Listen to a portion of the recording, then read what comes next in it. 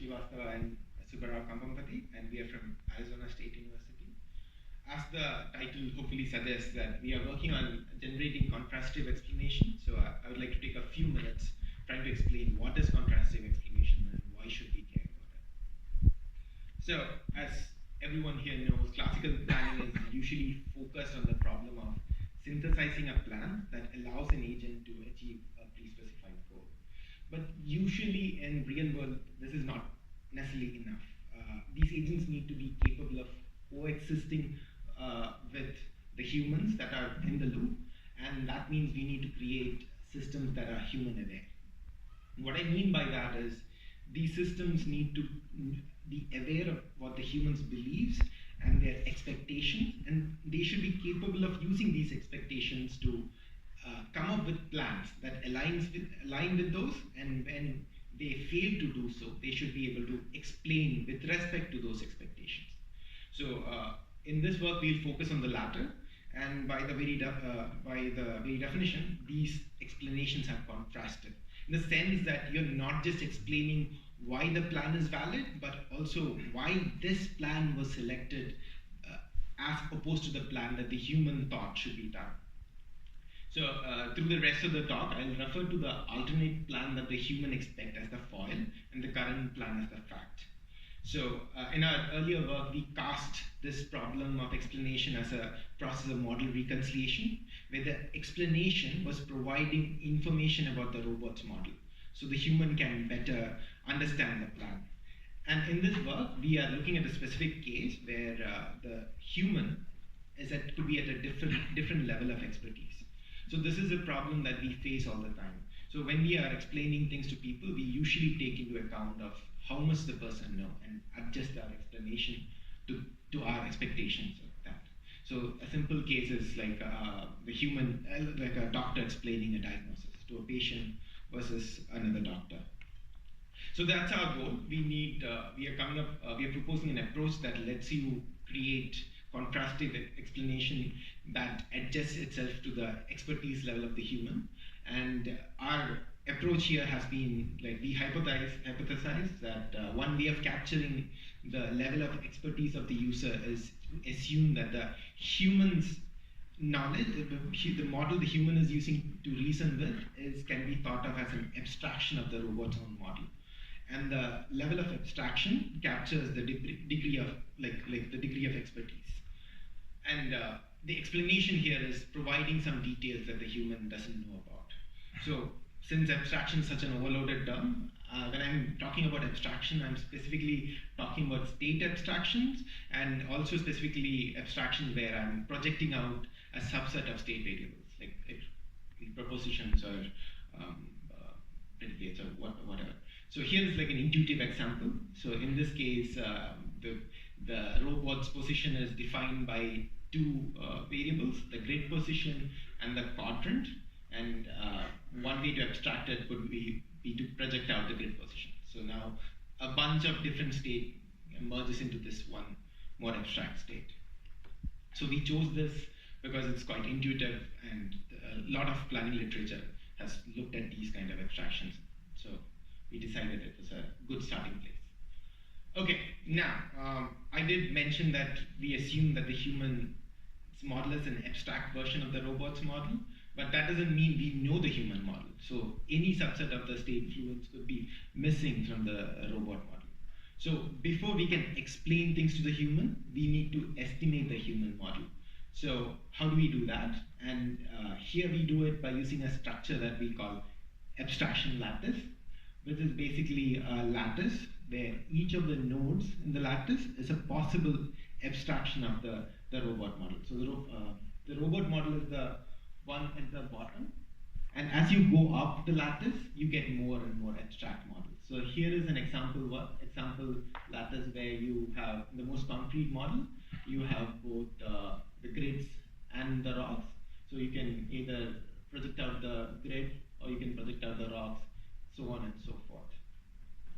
So there is in this lattice there's an edge between two nodes if they only differ by a single state variable.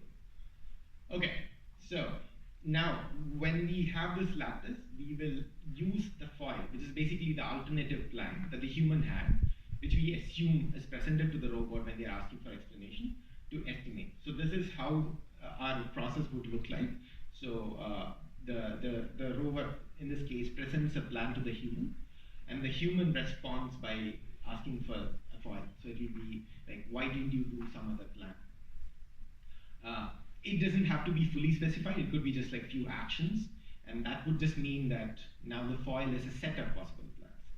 And the first way you could estimate is look at the subset of nodes within this lattice that can support this plan. So that becomes our belief space over possible human models. And now we can use this to form our explanation. Specifically, if you're given this space of models, one way to explain plans here would be to identify the predicates or the proposition that I need to add into these nodes, each of these nodes, so that after that information is included, the foil is no longer satisfied. So a simple option is give the entire model, right? Like you just tell them everything there is in the model. So unfortunately, that's a very expensive option. It's like asking the human to learn the entire robotics, like whenever they ask a question.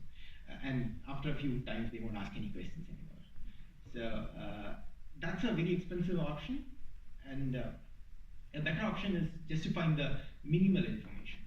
Like what's the least amount of information I can give so that the plans are still, the foil is still resolved. And due to the structure of this problem, you don't have to consider the entire space of models.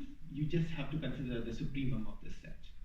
And basically, you search for the just the minimal set that would resolve this plan. And once we have this set of proposition, we can turn it into an explanation by figuring out what natural language information, like turning it into natural language, or finding out what visualization we need to show to the human. So this work is more focused on finding the content rather than like the form in which the explanation will be presented. Okay, so now we have found the information, we put it, like we apply it into the estimate, and the process can continue. So people who are familiar with cigar-based model checking would find the process quite similar. Okay, so here finding the minimal explanation for implicit lattice when the lattice isn't fully specified is NP hard. And the important point is we don't just want to find the minimal explanation. We want to find the optimal explanation in the sense that different propositions might have different costs in terms of explaining. It might depend on the person or how many model updates I need to inform the human about and stuff like that. So basically here we need to find the cheapest explanation, and the way we could do something like this is by doing, let's say, an A-star search or uniform cost search. So you use the abstraction set as our search node and try to find the least amount of information you need to add. Thankfully, we can also leverage additional structure of this setting to speed up the process. And one interesting thing we found out here is the greedy search here is quite effective, and you can actually show that the greedy solution is bound with respect to the optimal solution. I won't go into too much detail, but from our empirical evaluation, so these were some standard IPC domain, we found out that the time we gained from using greedy search as opposed to blind search on the space model or the space of possible models was quite significant. And our our loss in optimality, where optimality is the cost of each explanation, not the plans, so was quite minimal. So another interesting thing we did was we looked at if we can apply these kind of explanation to task and motion plan setting, where the interesting part with these kind of problems is like the task plans are now constrained by the motion level constraints, and you have motion level, like the actual physical actions would be decided by the task level constraints as well. Here it's a very simple grocery put away domain where the robot needs to put away a few things in different racks, the racks in which the objects go is decided by task level constraints. So sugar can only go into the high shelf, and the robot can't reach it. So he asks the human for the thing. And like a naive user would ask this, why didn't you do that? And it's a very high level explanation saying that I can only put things in reachable states. But here is a more expert. He's asking for a specific pose, saying that, okay, why didn't you use that pose to pick up? Okay, and then there will be more detailed explanation, which could include simulated collisions and stuff like that. Okay, so we'll skip. So that's the task level thing. Thank you. So here is the conclusion. So we've introduced a new method to generate explanation for users with differing levels of expertise. So we use the foils that are presented by the user to both estimate the level of expertise and to identify what is the best explanation we can give. And we were able to introduce efficient algorithms for this, and these are some of the future works. Maybe I can take the questions now.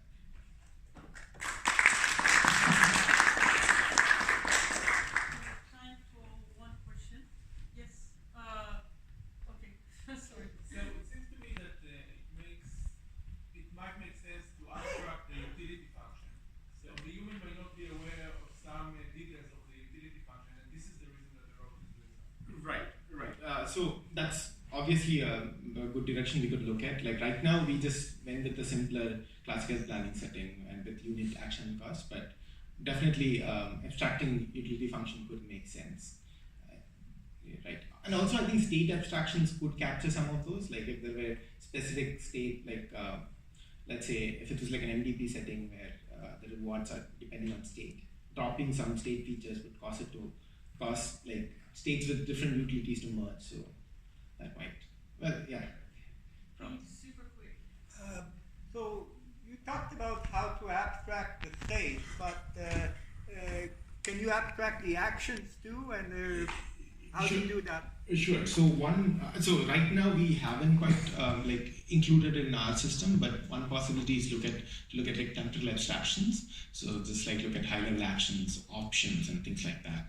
So that brings up, like, I think the basic algorithm should stay the same. You would have the similar kind of lattice, and you are going to do like a resolution, like a search on that lattice, but it would be interesting. Like the challenge also would be to how would you show these kind of explanations, and how do you tell the human that, see, you're talking about a very high level action. This action actually means these atomic actions, and like, so it's an interesting challenge on its own. Maybe we can talk more on offline if you're interested.